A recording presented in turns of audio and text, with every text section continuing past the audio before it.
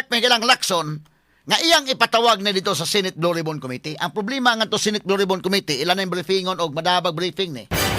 Mo compromise mo sa saldi ko dai, ug moingon nga briefingon ay pagtakag sulti ha, kwan. Ay alam lang isulti tanan.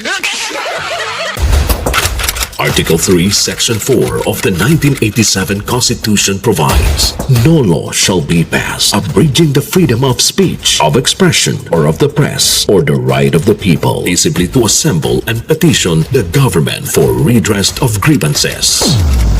Maukini ang haligi ug sukaranan nga gibasihan ni ining tulumanon. Straight to the point. Tulumanon sa patas ug labas nga mga balita, interviews, investigative reports, undanon nga mga diskusyon ug di prinsipyo mga komentaryo. Straight to the point. Straight to the point. Straight to the Na point. atong balikan mahigala tong hisgutan sa politika ha. Kay kini si Sara mahigala ila mo gining bugbog ug maayo ron. Ma-impeach ba si Sara or dili? Nagma-impeach si Sara, di nakadagan. O dili ma-impeach, makadagan. Human ang boxing. Ha? Ano man, taas mag-rating Sara. Kung dili ma-impeach si Sara, wa na. Hayag na ang 2028. Pero kung ma-impeach si Sara, si Basti may padaganon. Ambot o si Basti may mudagan, kumbati pa ba? Kumbati ba? Murag medyo, kumbati siguro gamay. Ha? Og si Basti di makadagan, tanaw po mahigala mo kusog yapon, pangitaag pa maagi nga di kadagan. Si Pulong. Og si Pulong mahigala, murag mo kusog sab, pangitaag pa maagi ni makadagan. Na pa mas bunggo day. Napay daghang mga material sa sila, mo na yung nakakuan ron. Di nagsasayaw mga nila sa picture. Oh.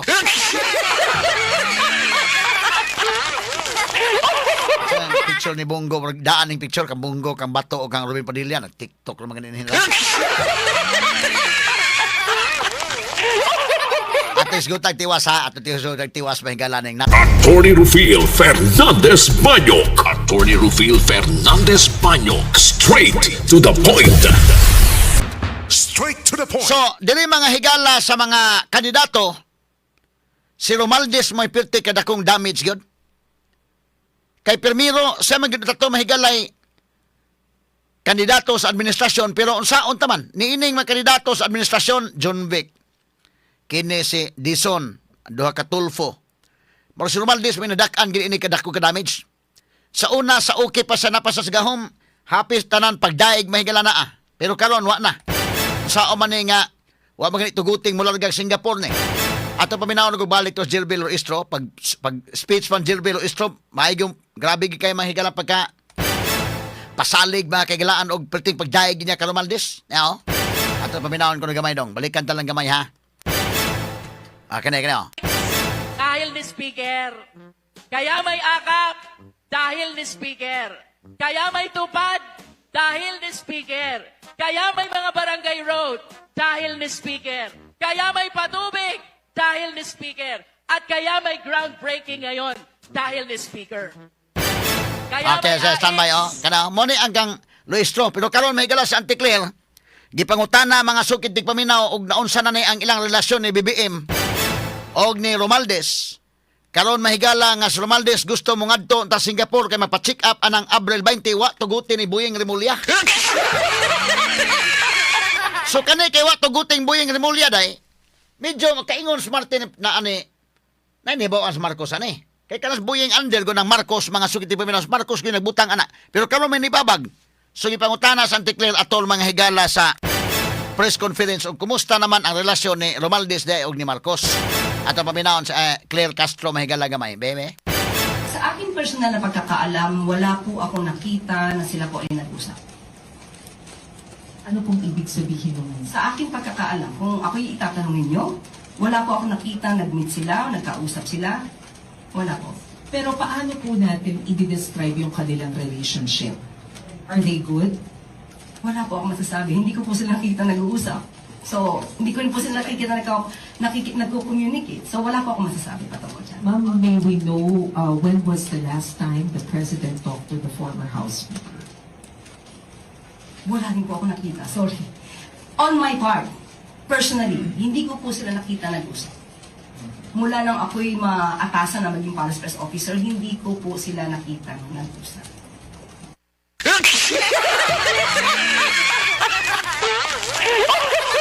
Wa na yun. Saon tama na. Nga, wa man kuno magkakita sa nagka-istoryahay si Romaldes o si Marcos.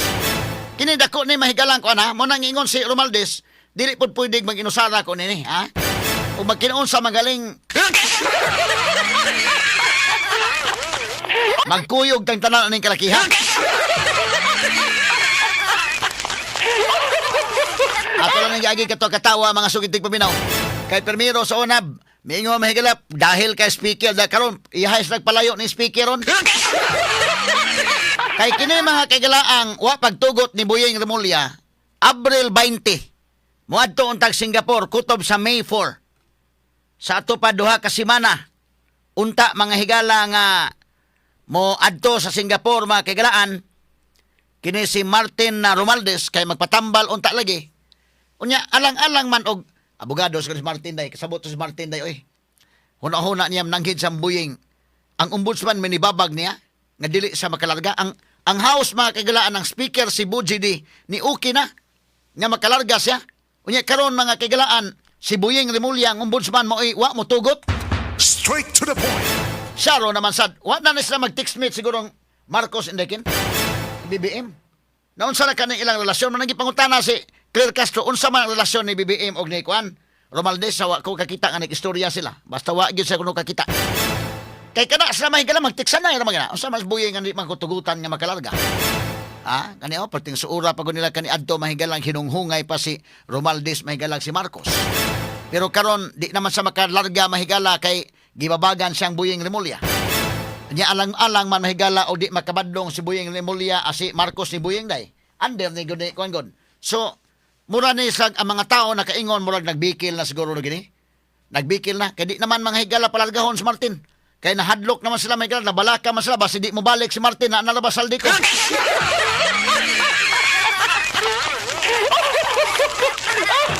Pero ang sulting Martin mahigala di gyud kuno siya mga kahilan pon mag-inusara oy.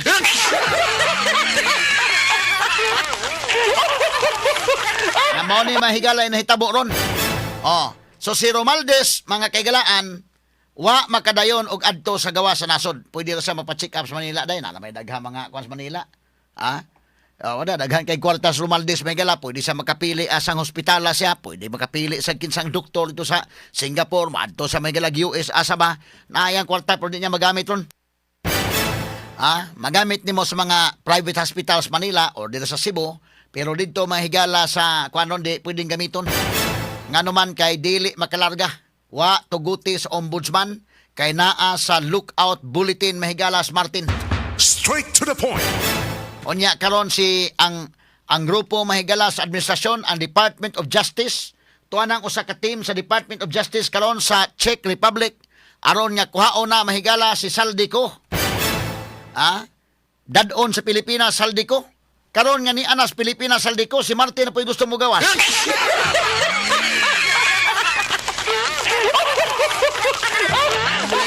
Ato lang ni agi katawa mga sukitig paminaw. O kini padung gini mahigala nga mayagyag ning mao mga anomalya kay ma-pressure man sa Lacson ani ug di niya ipatawag ni sa Senate Blue Ribbon Committee. So kung mabalik mga kagalaan si Saldico sa Pilipinas, ang additional pressure in the part mahigalang Lacson nga iyang ipatawag na dito sa Senate Blue Ribbon Committee. Ang problema nga to Senate Blue Ribbon Committee ilan ang briefingon og madabag briefing ni. Mo compromise mo sa ni Saldico day ug moingon nga briefingon ay pagtakag sulti ha kwan ay lang isulti tanan. Isulti mo daghay maamong ani. So kwan po nila ila po ni mga higalang ikompromiso roon sa bagha. Nya bantayanan po ni imo po ning gwardiyahan gyud og mayo gikan sa Czech Republic. Nya padung lupad sa Pilipinas nga wa po'y mo binuang ani day.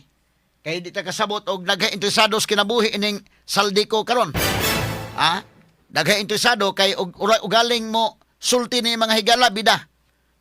Og i-enumerate ang mga involved sa flood control projects ani. Ug mga Saldico og mapreso ko aning kalakiha may mag-uban ta.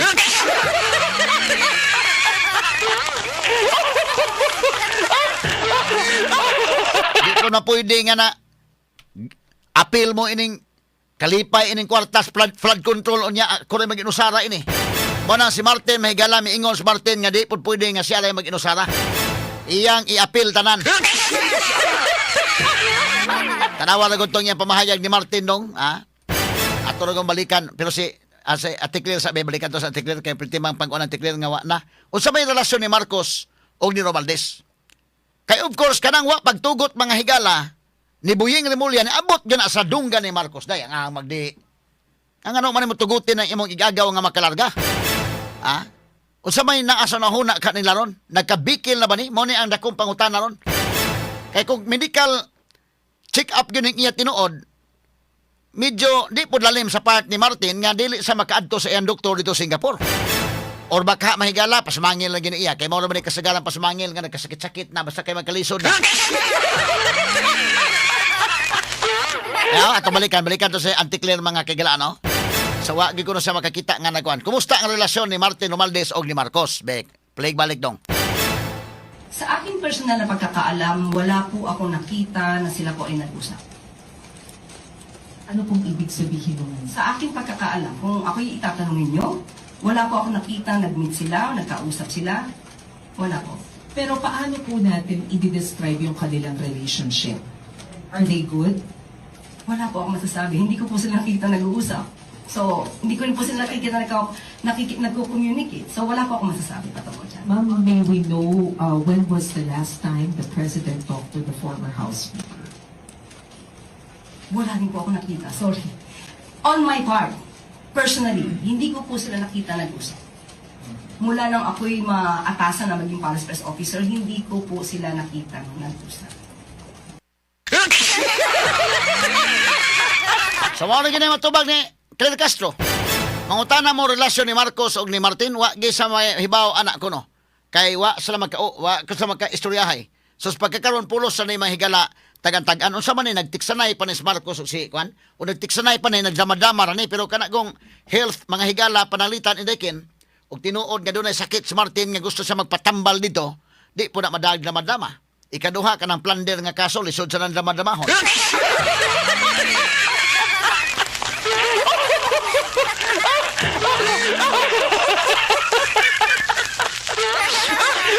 Mo ni kalakiha mga sukid tigbaminaw, no? Na mo ni atong kuan saon na ni ron mga higala nining maong sitwasyon. Untop alas 10 na do na pa report si Jane Gallardo day o wala na. Okay, ato sa i-play ipakita sa basahon ta sa ni gamay ning tubag ni Sara Duterte inday kasamang names. Labot mga higala sa iyang kuan katong sa House Committee on Justice may labot sa di katong usa pa gidong. Unahon ta sa tong usa. Okay, gamay lang kayo mga sukit paminaw. Okay. Sige. Kani. Adi katong usa pa gyud nga about sa kuan katong about sa iyang kwartas bangko nga ingon siya nga kuan kanang kawat dili na ibutang sa bangko, ibutang na sa malita.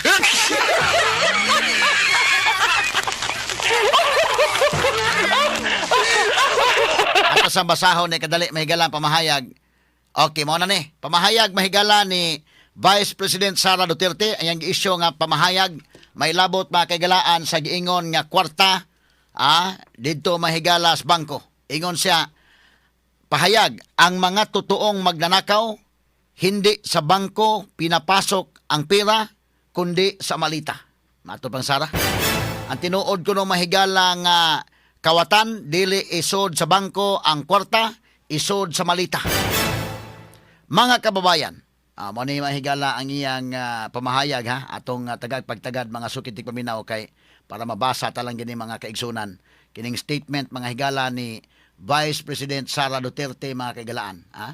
Matod pa niya mga kaigsunan sa iyang pamahayag nining maong pag-issue statement labot ini mga higalang hitabua karon. Niingon siya mga kaigsunan mga kababayan habang lalong lumalalim ang paggamit at pang-aabuso ng administrasyon sa ating mga institusyon para sa politika, lalong nahahalata ang kanilang takot na managot. Kung gaano katindi ang paninira sa akin, ganon din katindi ang katahimikan at takot nilang managot sa bilyon-bilyong pisong ninakaw, inilagay sa malita at inilabas sa bansa. Nasaan ang malinaw na sagot sa mga bilyong-bilyong piso sa flood control project. Pasensya naman kung Tagalog ha, kay medyo gahi-gahi ganing Tagalog na to. Ato lang yung basahon ng statement ni Sara Duterte, no? Nasaan ang konkretong solusyon sa patuloy na pagtaas ng presyo ng bilihin sa kahirapan at kagutuman? Nasaan ang direksyon sa usapang pangkapayapaan sa Mindanao? Nasaan ang tunay na independent foreign policy? At nasaan ang agarang aksyon sa mga krimen na patuloy na nararanasan ng ating mga kababayan? Huwag kayong magpalinlang sa inyong sa ingay ng impeachment na ito, dahil ang tunay na laban ay para sa kapakanan ng mga Pilipinong dumadanas at dumaraan sa tumitinding hamon ng buhay araw-araw. Syukran. Matod pa. Sara Zimmerman Duterte. Muna iyang pamahayag mga sukintig paminaw. So kana kunong mangawat, dili na ibutang sa bangko ng kwarta. Ha? Ibutang mahigala sa malita.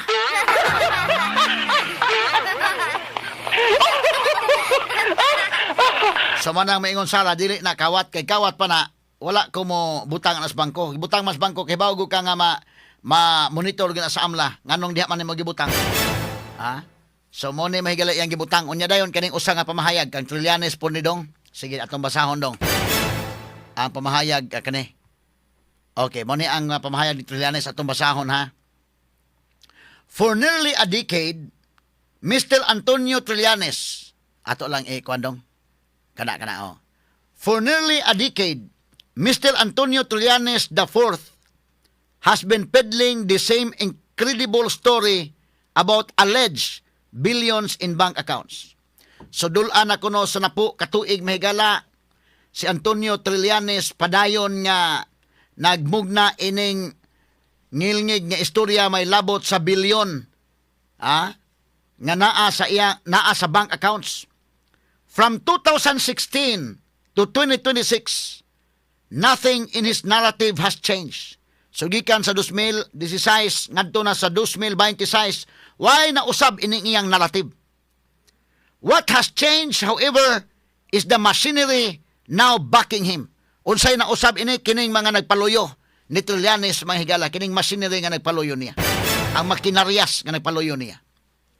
Matod pa niya, today, he is backed by a sitting president who must be compelled to submit a simple drug test. Karon gipaluyuhan siya sa usa ka naglingkod nga presidente nga mapugos sa pag-submit sa simple mahigala nga drug test. Law bender, members of the House of Representatives that have received malitas and have repeatedly disregarded constitutional limits. Mato pa niya. Kining mga law bender, mga malapason mahigala sa balaod, mabali o mga balaod nga mga membro sa kining House of Representatives, kining mga congressmen nga nakadawat o mga malita o nagbalik-balik mahigala sa baliwa lang sa mga limit diha sa konstitusyon. Atong tiwas subasa mato pa niya. A commission on audit that appears to time its issuances in a manner that conveniently aligns with political attacks and newly installed AMLAC officials who remain silent and refuse to clarify that there have been no findings of violations of anti-money laundering laws and the billions of peso in bank accounts are untrue. Mato pang Sara, ni mahigala taga-AMLAC sad nga mga bag-o mga officials sa AMLAC nga hilom ug wa mga higala mo klaro nga kining maong nga wa mahigala say na matud-an nga dunay na lapas si Sara sa anti-money laundering laws, wa say na lapas ana og kining binilyon ka pesos diya sa bank accounts dili tinuod. Matud pang Sara, billions of peso in bank accounts are untrue. Kining billions mga higala, binilyon nga piso nga naa sa bank account dili tinuod. Matud pang Sara, hindi rin kaila ang timing ng lahat ng ito. Ang sunod-sunod ng aligasyon at kaso laban sa akin ay nagsimula matapos akong umalis sa kabinete sa panahong tumanggi akong pumirma sa isang pambansang budget na hindi ko kayang ipagtanggol sa taong bayan. Pato pa niya kini mga higala nagsugod, kining tanan sunod-sunod nga mga aligasyon sa kaso batok niya, nagsugod ni pagbiya niya mahigala sa kabinete, matod pa. Unya niya ng panahon na nagdumili siya pagpirma sa budget, national budget, kay matod pa niya dili niya kaya mahigalang i-explicar ngadto sa katawhan. Simple lang ang sagot ko sa lahat ng paninira. Malinis ang aking service record. Hindi ako kailanman nagkaroon ng kaso sa paggamit ng pundo ng bayan. Lahat ng aking ari-arian at pira ay idineklara ko sa aking salin. Ang bawat sentimo ay mula sa lehitimong pinanggagalingan at may kaukulang dokumento. Amo ni mahigalay sulti ni Vice President Sara Duterte mga sukintig paminaw. Straight to the Kining point. tanan mahigala na ani mga dokumento o para niya mahigala kining tanan makigalaan nga iyang gibutyag kininiang simple lang kuno ang iyang sagot nining tanan nga mga panaot limpyo ang iyang service record unya wa sa magka balambigit o kaso mahigala pag hindi ako kailanman nagkaroon ng kaso sa paggamit ng pundo ng bayan. Wa say kaso anak mga kigalaan. Tinuod sa gina mga higala nga wa pa ni ang kaso kay makalarga pa man sa gawas nasod. Gabantay mo. Gitugutan man sara may higala makalarga. Wa lang sa mudayon. Yung sara di lang ko mudayon kay kinini ang kalit-kalit lang ang ilang pagtugot.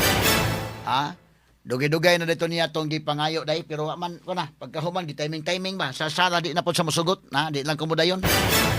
Pero pasabot na nga wa pa sa lookout bulletin. Makalarga pa man siya. Gitugutan mo sa Malacanang, pwede ka mo larga adto kag Europe. Bisita ka sa mga amahan dito. Naara na diha. Pero Smartin nga mo idi na gyud makalarga.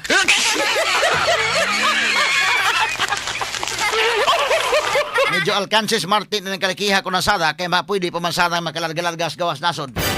Nga si Martin mahino idi na kalargaan ng kalakiha.